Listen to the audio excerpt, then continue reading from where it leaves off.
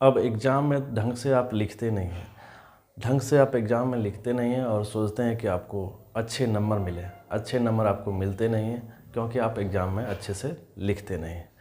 तो कैसे एग्ज़ाम में अच्छे नंबर प्राप्त करने हैं, कैसे अच्छे लिखने हैं ताकि आपको अच्छे नंबर मिलेंगे। तो चलिए हम लोग देखते हैं। आज मैं आपको बताऊंगा कि कैसे लॉन्ग आंसर या अपने उत्तर को एग्ज़ाम में कैसे लिखेंगे। आपको फुल मार्क्स मिलेंगे, ये मेरी गारंटी है। परीक्षाओं में आप जो आपको नंबर मिलते हैं उससे कहीं ज़्यादा मिलेगा। आपको आंसर लिखने के सही तरीके नहीं पता है, तो सही तरीके मैं आपको बताऊंगा कुछ पॉइंट्स के माध्यम से। अब वीडियो को एंड तक देखना और चैनल को लाइक, सब्सक्राइब और शेयर कर देना। तो चलिए झटपट हम लोग देखते हैं। देखो, एग्ज़ाम में आप अच्छे से नहीं लिखते हो, इस कारण से आपको नंबर नहीं मिलते। फिर आप दोषी ठहरा देते हो कि भाई जिसने जांच किया वो अच्छे ढंग से नहीं है। भाई आपने लिखा ही नहीं ढंग से, आपने ढंग से लिखा ही नहीं तो आपको नंबर कहाँ से मिलेगा? नहीं मिलेगी नंबर। तो अब नंबर आपके पूरे आएंगे। कैसे? तो देखिए, सबसे पहले देख लें कि इसका टाइटल एग्ज़ाम में लॉन्ग आंसर को, इवन शॉर्ट आंसर को भी आप कैसे लिखेंगे। देखो, सबसे पहले आपको देखना होगा टाइम मैनेजमेंट। अक्सर बच्चे टाइम मैनेजमेंट के चलते आंसर को नहीं लिख पाते हैं। समय कम रहता है, समय तो बिल्कुल एग्ज़ाम में पूरे रहते हैं, लेकिन आप अच्छे ढंग से लिख नहीं पाते हैं, टाइम मैनेजमेंट नहीं कर पाते हैं लॉन्ग क्वेश्चन के लिए, शॉर्ट क्वेश्चन के लिए। फिर फाइनली लास्ट में आप जैसे तैसे लिख जाते हैं, जो आपके कम नंबर आने का मुख्य कारण है।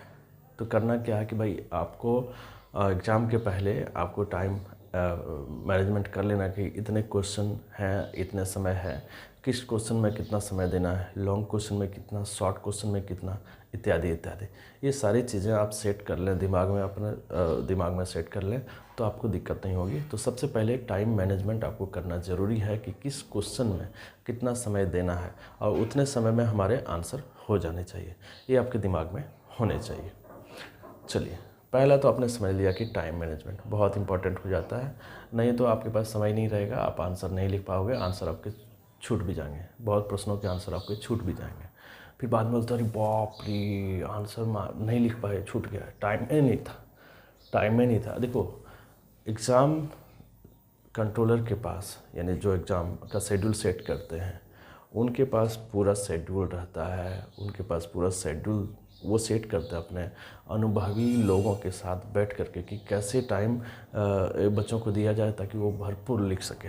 लेकिन आप एग्ज़ाम हॉल से बाहर निकलता, री शाला टाइम नहीं बचा, माथा पकड़ लेते हो, टाइम ही नहीं बचा, टाइम नहीं बचा। इतना अच्छा लिख रहे थे, टाइम खाक लिख रहे थे यार। तुम्हारे पास टाइम मैनेजमेंट नहीं है, टाइम मैनेजमेंट नहीं कर पाते हो, इसलिए नहीं लिख पाए, क्वेश्चन छूट गए। टाइम मैनेजमेंट की सबसे बड़ी गलती, ये पहली गलती मान लो। दूसरी गलती पे हो, know what is being ask. अब अक्सर बच्चे करते क्या है, देखो मैं आपको रियलिटी बताता हूँ। मैं भी एक टीचर हूँ, मैं भी पढ़ाता हूँ, मैं भी कॉपियाँ चेक करता हूँ। मैं आपको रियलिटी बताता हूँ। भाई क्वेश्चन कुछ रहता है, बच्चे आंसर कुछ दे देते हैं। ये सबसे बड़ा होशियारी है बच्चों का। भाई होशियारी करें या बेवकूफ़ी कहें या नादानी कहें, सबसे बड़ा बेवकूफ़ी या नादानी यही है कि क्वेश्चन पूछा जाता है कुछ और आंसर कुछ देते हैं। तो सबसे पहले आपको देखना होगा कि क्वेश्चन पूछा क्या जा रहा है, कौन से क्वेश्चन पूछे जा रहे हैं, क्वेश्चन का मतलब क्या है, ये आपको समझना ज़रूरी है। क्वेश्चन का मतलब आप समझ जाओगे तो उसका आंसर भी देने में आपको आसानी होगी, उसी से रिलेटेड आप आंसर दोगे। लेकिन क्वेश्चन ही नहीं पता है और आंसर तो आपने जैसे तैसे लिख दोगे तो एग्जामिनर क्या देगा? नंबर खाक देगा, नंबर कुछ नहीं देगा। नंबर तो कम होगा ही, नंबर कम होगा तो सीधा दोषी। तो आपको जानना है कि कौन से क्वेश्चन पूछे जा रहे हैं, यानी क्वेश्चन का मतलब क्या है। क्वेश्चन के मतलब को जानना बहुत ज़्यादा इम्पोर्टेंट हो जाता है।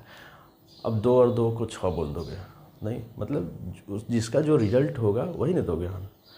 यानी क्वेश्चन का जो मतलब है उसी के रेफरेंस में आपको आंसर देना है, तब आपका सटीक आंसर होगा। ध्यान रखना। दूसरी गलती करते हो, तीसरी गलती पे आ जाओ, McKenna outline.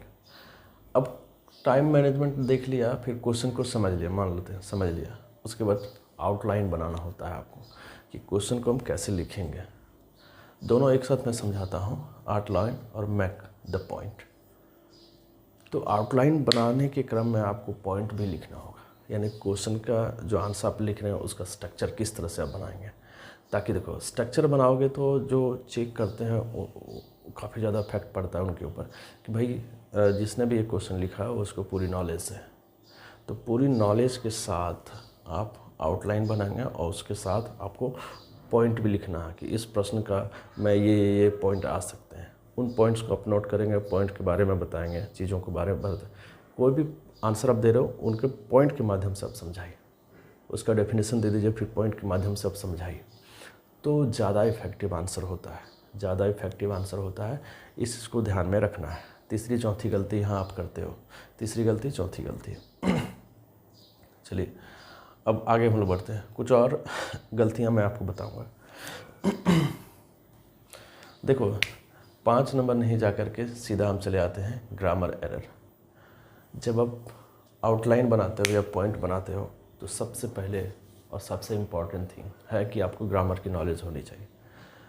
Grammatically mistake sentence गलत माने जाते हैं, तो ग्रामेटिकली आपको करेक्ट करना है, सही करना है। आपको ग्रामर के नियम, ग्रामर के चीज़ों, ग्रामर के जो भी पॉइंट्स हैं उनको याद रखना, समझना ज़रूरी है। ये चैनल किस लिए, इस चैनल पे आइए, ग्रामर के सभी पॉइंट्स आपको मिल जाएंगे, देखेंगे, अपने आप को मजबूत कर लेंगे, अंग्रेजी को स्ट्रॉन्ग कर लेंगे। तो ग्रामर के सभी पॉइंट्स आपको जानना सीखना ज़रूरी है। ग्रामेटिकली आपको सही लिखना होगा। जब आउटलाइन और पॉइंट लिखेंगे तो ग्रामेटिकली आपको सही लिखना होगा। नहीं लिखोगे तो जाओ भाड़ में, आपको नंबर नहीं मिलेगा।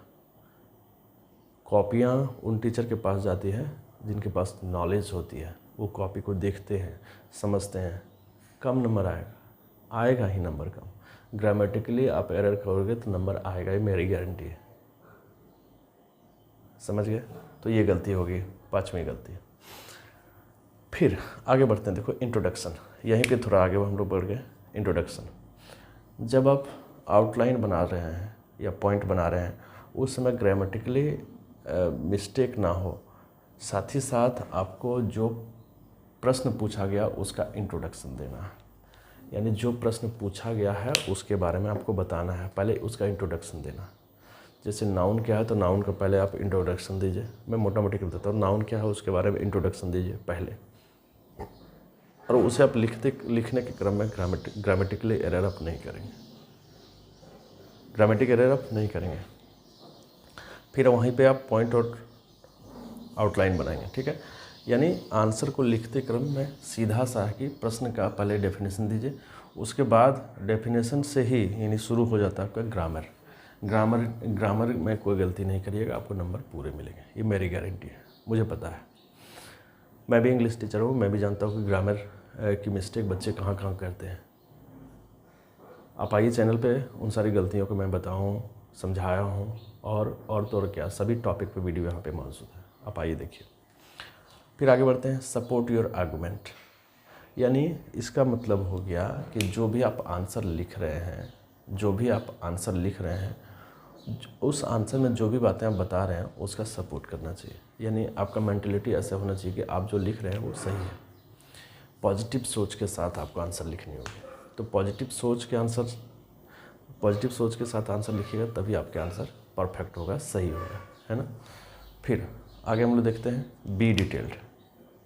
बी डिटेल्ड का मतलब सीधा हो गया कि आप जो भी लिख रहे हैं उसको डिटेल में बताइए। एग्जामिनर ये जो कॉपी जांच करते हैं उनको कैसे पता चलेगा कि आप आंसर किस तरह से लिख रहे हैं, इसलिए पूरे डिटेल से, यानी चेक करने वाले को समझ आ जाए कि आपने आंसर बहुत अच्छे से लिखा है, डिटेल से आंसर लिखा है। तो डिटेल आपको करना ज़रूरी है, और साथ ही साथ आपको कीप योर आंसर टीडी, अपने आंसर को टीडी रखना है, नीट एंड क्लीन रखना है, साफ़ सुथरा रखना है, लिखावट आपकी साफ़ होनी चाहिए। बहुत इंपॉर्टेंट रोल होता है आपके लिखावट का आंसर में। तो आपकी लिखावट यदि साफ़ होगी तो आपके नंबर अच्छे मिलेंगे। ऊपर मैंने जो पॉइंट बनाया है, समझाया है, इसके साथ साथ आपके आंसर जो है वो साफ़ सुथरे होने चाहिए। जितना वर्ड में कहे उतना वर्ड में साफ़ सुथरे आपके आंसर होने चाहिए। साथ ही साथ अब लास्ट में देखें कंक्लूज़न, यानी कोई भी उत्तर लिखते हो तो लास्ट में अगला को लगना चाहिए कि भाई ये जो लिखा है वो सही लिखा है।